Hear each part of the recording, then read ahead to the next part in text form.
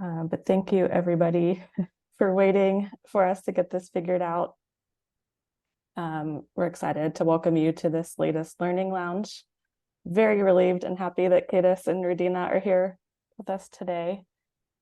Just to give you a brief overview of these Learning Lounge times, we are hopeful to have these about once a month. And the purpose is that we want to just connect our network together of digital practitioners around the world and be able to share different exciting things going and provide a touch point for one another to know each other and find some common ground, common ideas, things like that. So I'm very excited to introduce Rudina and Kejdis Bakali. They're joining us from Tirana, Albania, right? You guys are at home, recognize your background. These wonderful people I've had the chance to get to know a little bit over the last year. They are not only true practitioners of digital, but they are innovators and they are spiritual leaders. So they have a lot. We could probably do every month a learning lounge with the Bakalis, but we're here today with just a short overview to hear some things they've been thinking about, working on, trying. I also like talking to these guys because they are great at experimenting and testing and finding ways forward. So without further ado, I will hand it over to them. And I believe they're going to present for a bit first, and then there will be plenty of time for questions and answers and discussion for the latter part of the call. So you can save those up. If you have questions along the way, please put them in the question and answer box rather than the chat. Lena is going to help me manage the questions in the Q&A, but if you could keep them there rather than the chat, that will help us see and identify the questions to ask as we go. So thank you, Kejdis and Rudina. Go ahead and take it away. Great, thank you very much, Melissa, and sorry for all the technical problems on our side. Sometimes when we have calls that we consider important, something like this happens and we cannot figure it out unless call it as a spiritual kind of attack in a way. So I wanted to share the screen with you and to hopefully share with you an overview of GCM Digital and what we have been experimenting, what we have been learning. And in the same time, we are monitoring, as we are sharing the screen, we will be also monitoring all the questions. So if you have questions alongside this presentation, feel free to do that in the chat, in the Zoom chat, and we will try to stop and answer the questions whenever we see them. So first of all, let me share with you an overview of the things that we would like to cover today. We will shortly introduce GCM Digital because we know that GCM has been for a long time, but GCM Digital as a department, it's still relatively new, so we will focus on introducing a little bit that. And then we would like to talk a little bit about what do we mean to speak digital fluently. I will cover that. I know that for most of you, this is not new. And also we will focus the rest of the time focusing on talking about artificial intelligence in the ministry. I will be sharing some of the tools that we are using and some use cases, and then we will end with some future artificial intelligence projects that we are currently working on. And we will end with some question and answers. So, well, like as I mentioned earlier, as GCM, we have been focusing on this goal here to see a church per 1,000 people in every rural village, in every suburban neighborhood, urban high-rise, and digital community. And as I mentioned, even though GCM from the very beginning, we have been focusing on these digital communities, in the last 3 years, GCM has been primarily focusing by allocating staff to initiating and empowering staff in the field to start these digital communities. So I wanted to start first by asking the question, so what does it take to see a movement in the digital space in the context of GCN? And we believe that one of the key elements that needs to happen is the empowerment of the believers in God's mission. And as we all know, we really believe in this 100% sent. We really want to see that. And it is not difficult for us to imagine what would happen if all believers in all the churches would be empowered to be sent, to live out their faith wherever they are. And today, actually, I was reading from the book of Acts, Acts 8, which marks a turning point for the early church, where it says there, where all were scattered to preach the gospel. And this is the verse, it's from Acts 8, verse 1 and 4. It says, a great wave of persecution began that day, sweeping over the church in Jerusalem, and all the believers, except the apostles, were scattered throughout the region of Judea and Samaria. But the believers who were scattered preached the good news about Jesus wherever they went. I like that word, all the believers were scattered and they started to preach the gospel. For them, it took a persecution to see that happen. And but today, I don't think that we need a persecution, but I believe that technology today facilitates that 100% sent as nothing before, maybe. Today, through our own devices connected to the internet, you could be scattered, so to speak, all over the world. Just from the couch of the living room, you could be sharing the gospel with someone else in the other side of the world through these digital channels. I have had the amazing opportunity actually to share the gospel with people in Myanmar, Nigeria, South Africa, without ever being to these countries. And we love that. We love what this technology provides. So what does it need to happen in order to see that 100% sent digitally? And I have noticed that whenever we start to talk about technology, gaining digital skills, that is the moment when people start to check out, in a way. Sometimes it feels like you are speaking a different language, the digital language. And we are learning this more and more, that for some people, it is really that kind of learning curve as it is to learn a new language. So if digital is seen as learning a new language, then maybe we need to do this. Maybe we all need to be digital fluent missionaries. And today I want to talk to you a little bit about how GCM is approaching this. What is the kind of approach that we are taking in order to empower our staff to speak fluently digital, so to speak. Zoom. Yeah. Again, if there are questions during the presentation, feel free to do that, and we will try to answer these questions on the go. Okay, so to explain the process, I will use this simple grid that it's based on a different diagram that we are all familiar, but the definition of digital fluency here, it is in the red, written here. Digital fluency is the ability to select and use the appropriate digital tools and technologies to achieve movements online. And going to this diagram here, the intersection of movement or applying movement principles and digital skills, this is actually the desired reality. This is where we want to be. We want our staff to be empowered to gain digital skills and apply them in a movement context.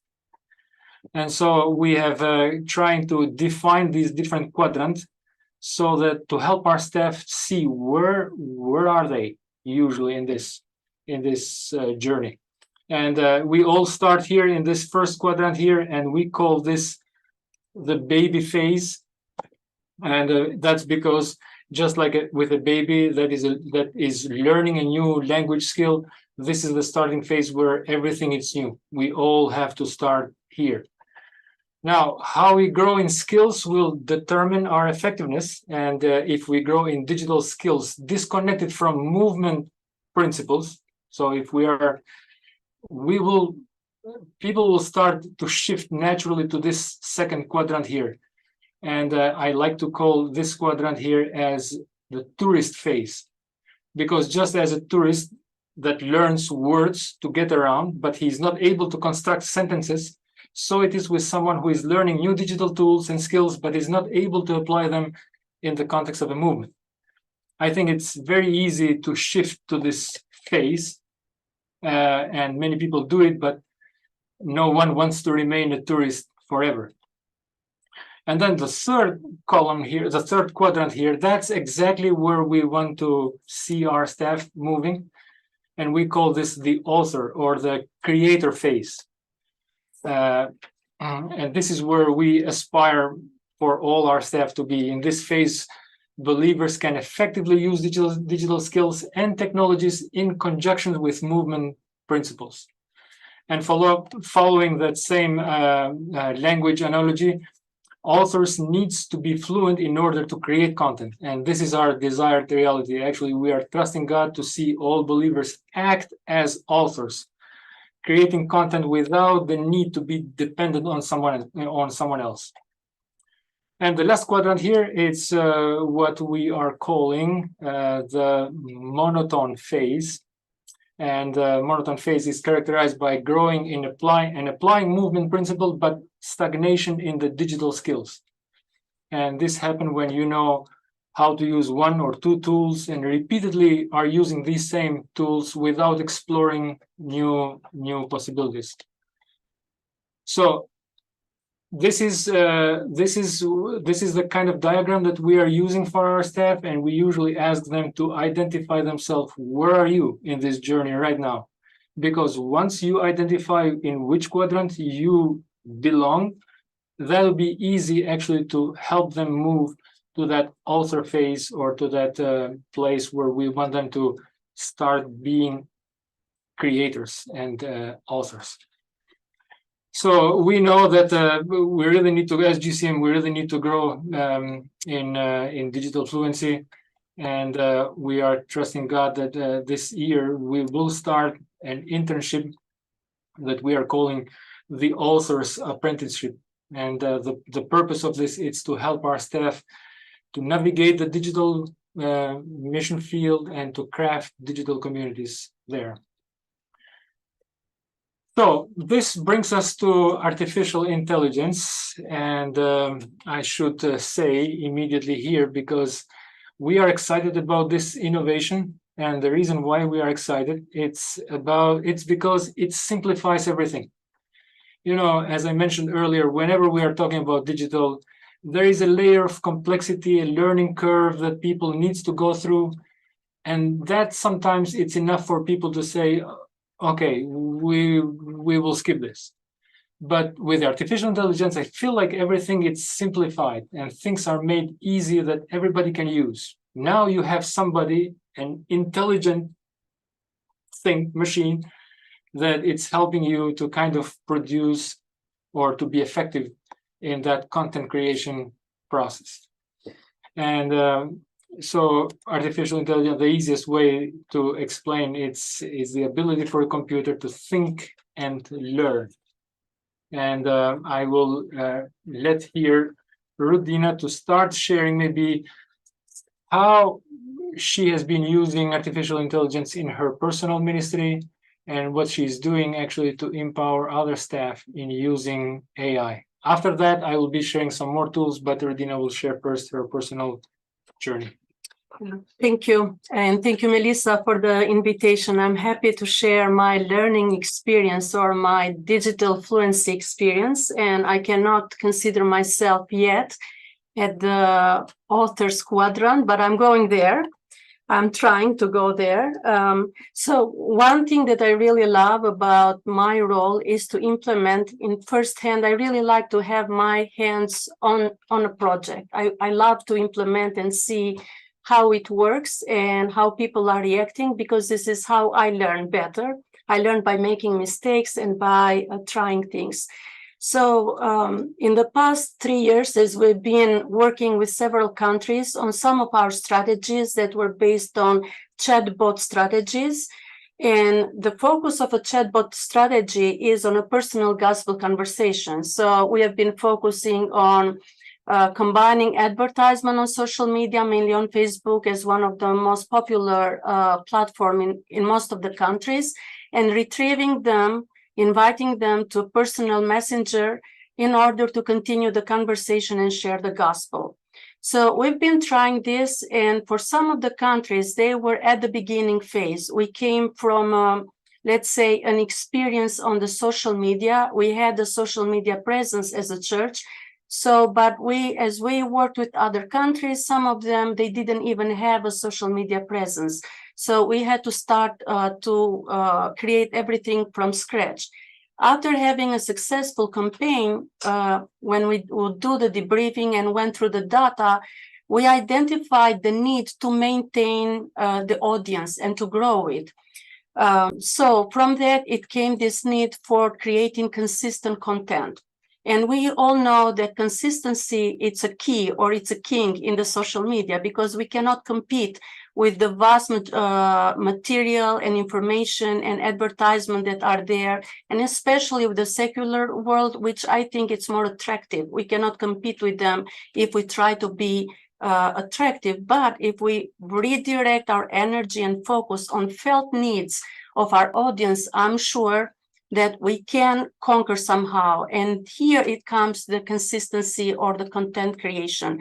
So one of our projects was to come up with what we call the 365 post calendar for social media. And it can be used on Facebook or Instagram, but on other platforms too. But we have been focusing on these two for the implementation. I remember a year ago, as we were having a debriefing time with one of the countries, they really liked the idea of having the calendar, but it seemed a very difficult task. I suggested that they would put together a task force of volunteers and staff who could gather together and work through a year calendar. And each one of them could take a small part of that. And I thought that would be easy. I also gave them a kind of a calendar going through topics, like each month had a certain topic. I started January with the topic of new beginnings, and all the posts for that month would be on this topic. Then on February, because it would be the San Valentine, or which is it is a very popular day, especially for young people in many countries. The topic would be love. And so we would move through the calendar and download a personalized calendar for every country, so that they would notice important dates, but they had to create everything from scratch. That took a lot of time. And to be honest, as a project, it was stuck.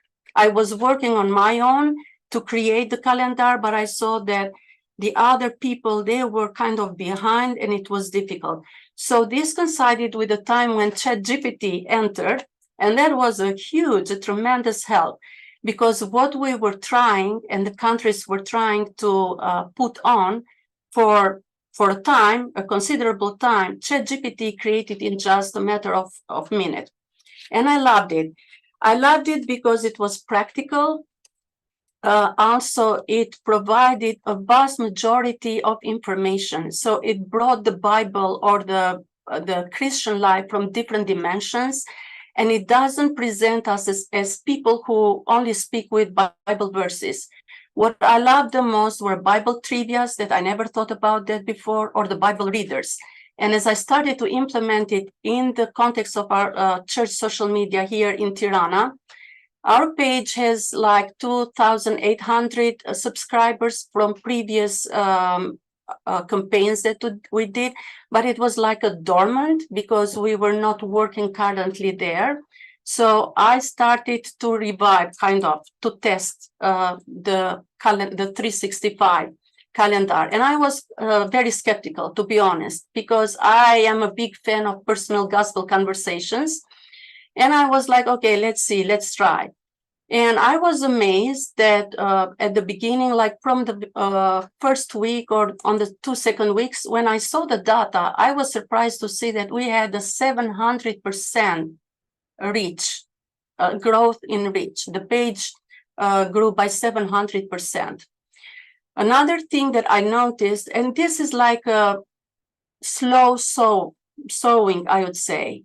It doesn't give fast results like the chatbot ministry, which I love, but I can see the other benefits of it. And how? Let me give you an example. We have teens, because our kids are teens, and now 2 of them are adults, but we would have their friends coming at our home, or they would follow me on Facebook or Instagram.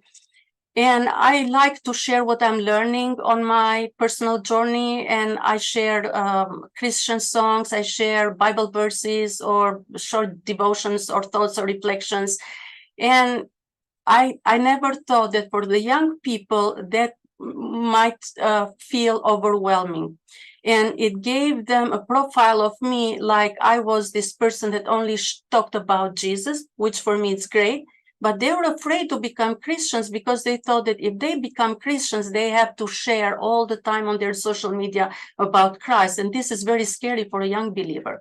So with the 365 generated by ChatGPT, and we will talk on another time about that on specifics, it gives a 360 view of life. It has historical dates. It has Bible riddles, but also other riddles, important dates, and other information from art, from music.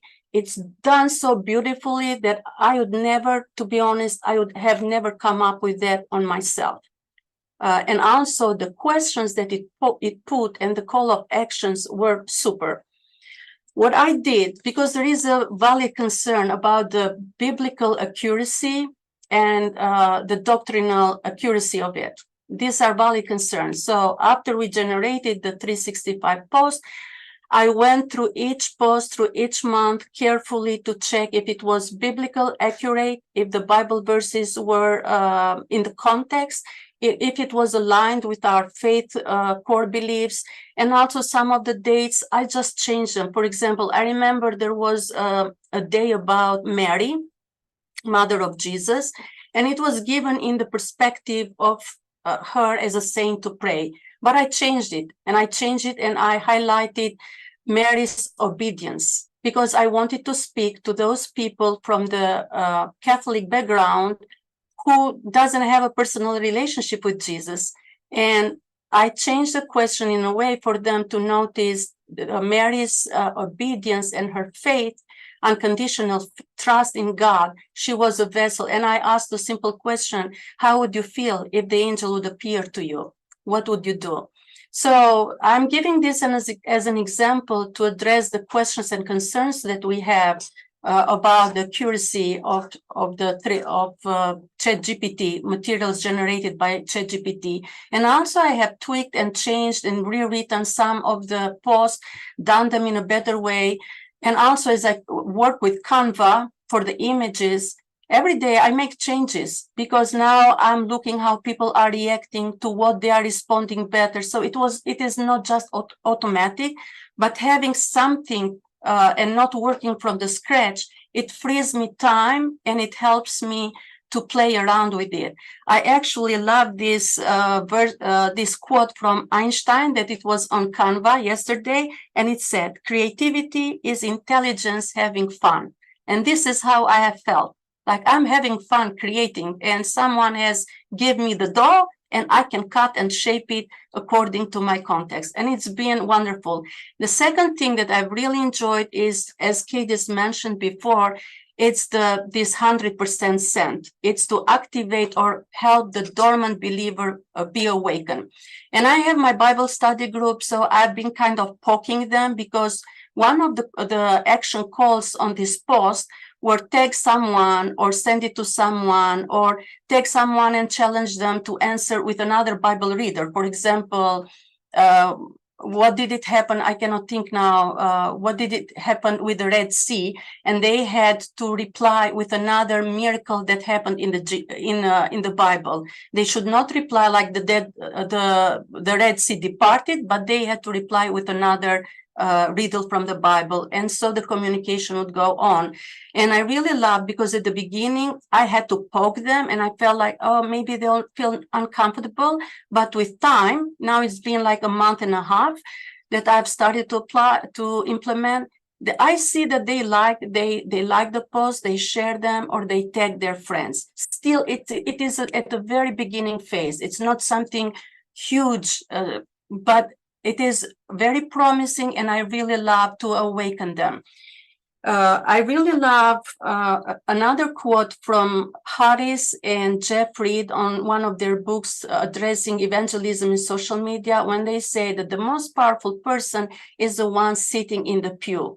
And because they believe, also endorse this concept that we have in the empowerment of the believers. Also, Steve Addison, in his book about movements, he mentions that the early church, the way it grew, it was not because of the professionals, but it was by the empowerment of the simple believers, because they took the faith and the teaching from the apostles, and everywhere where they went, as Kejdis also read from the book of Acts, they brought the gospel with the simple words that they knew. And every believer now, almost every believer, is in the social media. So it is very important that we awaken and empower them. And I'm sure that we all agree with that. But I really like how chat this 365 have helped me to activate and involve the women of my Bible study group, and not only, but also some young men and some other people that follow us. So this is what some of the main points that I would like to share. As I said, we are still at the beginning. I'm still trying, like playing with a doll, and as I learn, I can improve, but it is very efficient, it is wonderful, and I love it. Oh yeah, I want to share one of the Kejdis reminded me, one of the posts that had, it was very interesting because this, if you can go to the other slide, to the first, yeah. So I shared the post, one of the posts. This was at the very beginning on July 2nd, and it's in Albanian, but it is Curiosities from the World. And it says in July 2nd, 962, the first edition of the New Testament, it was published, the first edition of the New Testament, in the language of Inuktitut. I hope I am pronouncing it correctly. And the questions I put is, do you know in what state, in what country they speak this language? And what do you know about that? So this was the post that I shared on our church page. And then I shared on my profile, and then the answers, to my surprise, the answers that came, and I can share the other slides, if we can go, maybe this one first. So I have hidden the names for privacy reasons, but the first person that has responded to me, she's a diplomat. She is an ambassador in one of the countries. There'll be an ambassador in one of the countries that we have met. I didn't expect her to respond. She responded, and we had a conversation. The other one, she is a former classmate, and I learned that she has become a believer. I didn't know. If we can go to the other slide. The other person is a school principal with whom I have a partner during this past year, have done some projects at her school, and she was very excited. And then the other slide. No, this one here, I think. And then I have my cousin. She lives in the States. She's a Baha'i, and she also answered. She hasn't expressed interest before about spiritual content that I post. So this was eye-opening to me, to think that actually this calendar with its vast 360, that I call it, this vast information from different fields of life, it helped me. It opened an opportunity to talk to a new audience who was also dormant and seemed that not to be interested. If I just posted a verse from the Bible and said, do you know where this is? Maybe they would not respond, but they were interested in this. And I've seen how each post have awakened someone, a new audience that we didn't know before, or we didn't communicate with them before. So these were the main, I'll hand it over to Kejdis. Yeah, so simplicity, it's what we like with artificial intelligence, and making things as easy so that everybody can use the digital tools. And I think the president of, or the CEO of Google said that the invention of the artificial intelligence is as important as the invention of electricity and fire. It's that important in the eyes of Google, and I believe that we have just scratched the surface actually to start using it. So I wanted to share with you briefly, and we will conclude with this, some tools that might be helpful actually for those of you who are in the field. And I have selected these tools primarily in 4 categories that I think that they are enough, especially for most of our needs in the ministry. So these 4 categories are productivity, images, video, and audio. And but before I start sharing some of these tools, I would like to share with you what this artificial intelligence is capable doing right now. So, for example, this image here, it's from a Bible story that probably all of you will recognize. This is the burning bush and Moses there, but it has been completely created from AI. So the guy who created that put there a prompt, and the artificial intelligence created this powerful, in my eyes, image of that well-known story. This other here, I don't know if anybody else will recognize who this Bible character is. This is Ruth. Yes, Mercy. That's Ruth. And just to see, like this person, this is not an actor. This is completely generated by the artificial intelligence. This person does not exist in a way, but just to see the depth of the image and the look, it's amazing in my eyes. Or these other images, they are not taken from any movie. This is the Exodus, and the author, the guy who did this, he just put the prompt, described the story, and here it is, the images that were created by artificial intelligence. Let me share here a video, actually. In a world where hope was born in the humblest of places, a man emerged, turning the ordinary into the extraordinary. With a mere touch, scarcity became abundance. The impossible became possible. In the face of turmoil, he commanded peace. And in the shadow of death, he brought life. Beyond belief, the miraculous story of Jesus. Witness the miracles. So this is a sermon opener that was designed by a church, and everything here, everything it's generated by artificial intelligence. The script was written by ChatGPT. Images were generated in Midjourney. Voiceover was also created by artificial intelligence. This is a fantastic website, 11 Labs, that I would recommend people to start using this because the quality, it's fantastic. And then the soundtrack, it's created also by Sandro.io. You know, like, we still, like, as I mentioned earlier, we are still at the very beginning, and AI is just developing and developing more and more. And there are reasons for us to start to consider what is ethical and what is not, and because many other people will start to use it in different ways. So we really need to be careful on how we use this. But let me quickly share some of the tools that we have been using primarily. I believe that only these 2 tools, ChatGPT and Canva, are enough actually to cover most of our needs for the people in the field. You know, I use ChatGPT almost every day to help me for content creation or other purposes, and Canva also to create these social media posts that Rudina was talking about, or websites and everything else. And it is so easy. It has saved me countless of hours. But if this is not enough, especially for those of you who are looking for more tools and more productivity, I wanted to share maybe with you a list. So here are some of the tools I'm using on productivity side. ChatGPT, as I mentioned, the first one, Author.ai. This is a fantastic tool to transcribe the Zoom meetings. So you just invite author to be part of the Zoom call, and it will transcribe the whole meeting. Copy.ai, it's a powerful tool. I probably have it here.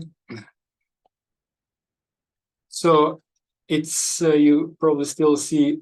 So copy.ai, you can do here thousands of other things. Like I have here a list of the things that you can do. Let me. It's in this site here. You can do digital advertisements, websites. You can do blog. You have blog tools, email tools, social media tools, and many others here. I don't use all these tools here, but this has saved me a lot of time. They have also a free version. They have a paid version. The paid version, you have everything else with it, and so there are so many other things that it can be used for. The other tool, it's for image creation. It's one free tool. I like free tools primarily because, as I mentioned earlier, we really want to make it as simple for the people in the field as possible. So I've been looking primarily for free tools. And for image generation, it's Bing, part of Microsoft. It's good enough, and they are just improving. But the main thing here, it's free and very, very helpful. When it comes to working with images, I love this tool here. It's called clipdrop.co, and they have lots of tools here for image editing. It is all done by AI. So if you need to remove text from a picture, or if you need to upscale a picture, if you need to remove the background, anything else, it is just a click of a mouse. Generating videos. Some of you probably have been already using this website. It's runwayml.com. It is a powerful website, and they are just improving. Like this is the version 2. But as you can see here, you put a text there, and it is able to generate very, very qualitative videos actually here.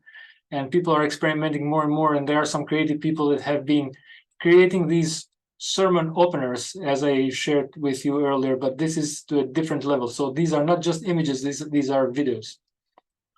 And then I use also creadoai.com, which creates simple videos. They have talking avatars, and you can change the background and use it for different social media purposes, podcasts, etc. And then another one here, it's a free text-to-speech. We will copy all these links and send them, especially for those of you who are in the field, in case you might want to use these tools. But this is a fantastic free service, text-to-speech, and it has lots of languages here. So people are using it in Polish, Russian, Serbian, even small languages like Albanian right here. And the quality of this, it's pretty good. Like, for example, yeah, maybe we can hear a little bit how it sounds in English. So you can select the language here, and you can select the person, if it is a woman or if it is a man. So we'll leave it as it is, and just for you to see the quality of this. You can replace this text with any text you wish. So it is a baby, it looks like, I mean a child, but let's find somebody, Eric.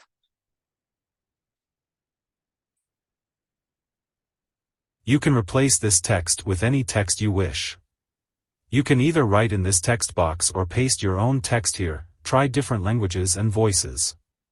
Change the speed and the pitch of the voice. Yeah, so just to give you an idea how it looks like, but these kind of things, long time ago, they were really difficult to find, and you needed to pay an actor and to do all the reading of the scripts. But now through the AI, you can create simple videos for different purposes, that will cover most of our needs in the social media or in digital space. And maybe one of the last website here where I usually go to, it's like a database of all the AI tools. It is called topai.tools. Here they have like 4,450 plus AI tools, and it's growing every day. People go there, they add their own tools, AI tools. I like to go primarily to where it says free AI tools, because as I mentioned, we really want free tools. And here, like every day, they have new stuff, new things that are it takes some time to go through all these tools, but most of them, I have found them very helpful in the day-to-day needs in my digital ministry. So I think that's all we wanted to cover. And I will stop sharing the screen and see if there is any question or if there is any comment or anything else that came to your mind as we have been seeing the chat during the whole time. I have not seen any question, but if there is any question that you want to write or ask, I don't know how we are doing with the time. Yeah, thank you guys. Yeah, let me just, there are a few questions in the Q&A that I can share with you guys, but let me just make a final announcement about this call, and then we can just use the rest of the time for questions, because I'm sure people have even more. That was amazing what you presented. I think all of us are feeling excited to try out some of those tools and investigate more. I just wanted to let you all know that we have our next Learning Lounge call scheduled. This one will be on September 6th, and we will be getting a training from Chris in Australia. So it will be great timing for those of you closer to Australia. It will not be so great for those of you in North America, but we'll make a recording available. But it's going to be a really practical training on how to make great video with no money. And you'll want to definitely stay tuned, because we're going to have a video contest that we kick off for our network. So be on the lookout for that, September 6th. But yeah, also, I just want to say Kejdis and Rudina are a part of our network. They're in our workplace group, they're in our WhatsApp group. They have some groups on workplace as well. I'm just going to say, I think they're fine with all of us reaching out, because I'm sure we have questions. And I just want to say, these guys have done so much more than what we can even capture in this call. In fact, they're both getting their master's degrees on digital topics. So they are thinkers, they are doers, they're creatives. So I love what they share. They've even done a lot of research internally about why people in our organization or where people are at in our organization on their road to digital fluency. So just wanted to give a shout out to that this call can continue beyond. That's the purpose. We're the network. We can help one another. So yeah, I just want to, seeing some questions come in, maybe we'll start with a few from the beginning. If you guys have some kind of reference about the calendar 365 you did, or some examples. Also, there's been some questions about how you've tested some things with ChatGPT in other languages.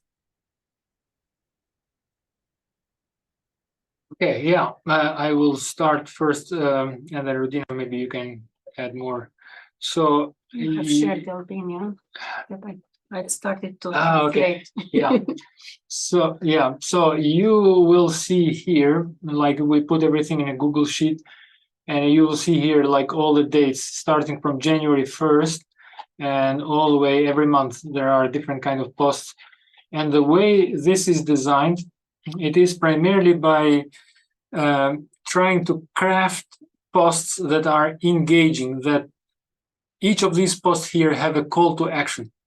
And that call to action, we purposefully put that there because we really want people not only to see these posts, but we want them to interact somehow, to either share it, to either ask a question, or to comment, or to do something.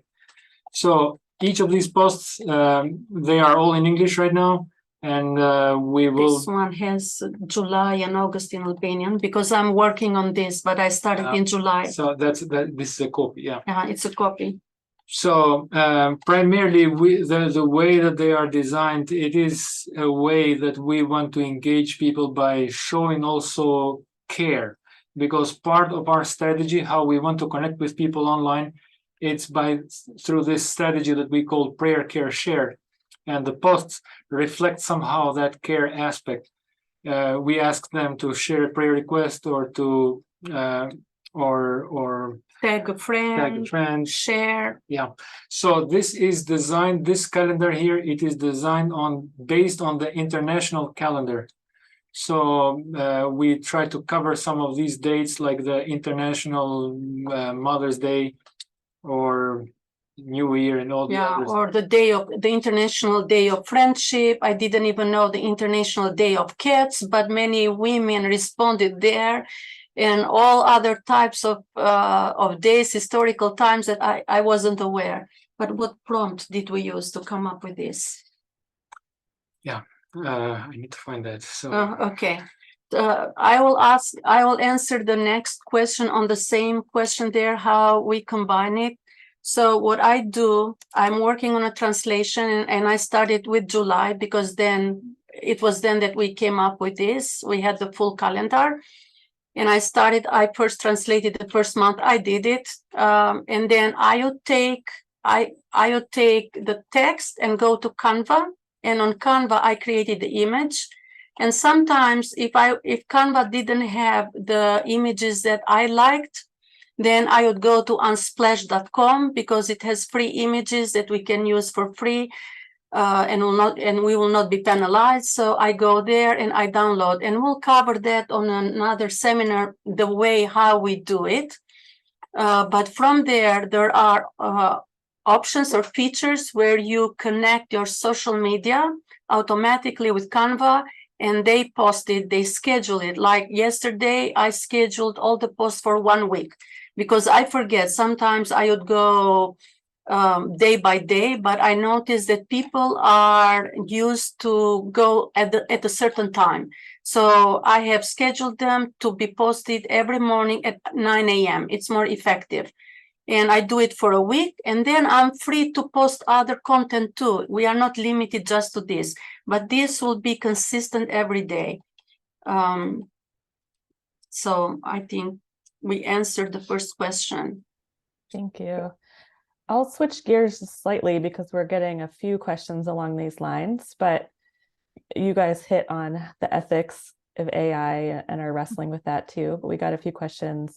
Kind of where do you draw the line between human and Holy Spirit inspiration and what AI can do with writing or content creation? And maybe this is a good summary question even. Where do you draw the line? What would you not use ChatGPT or AI for?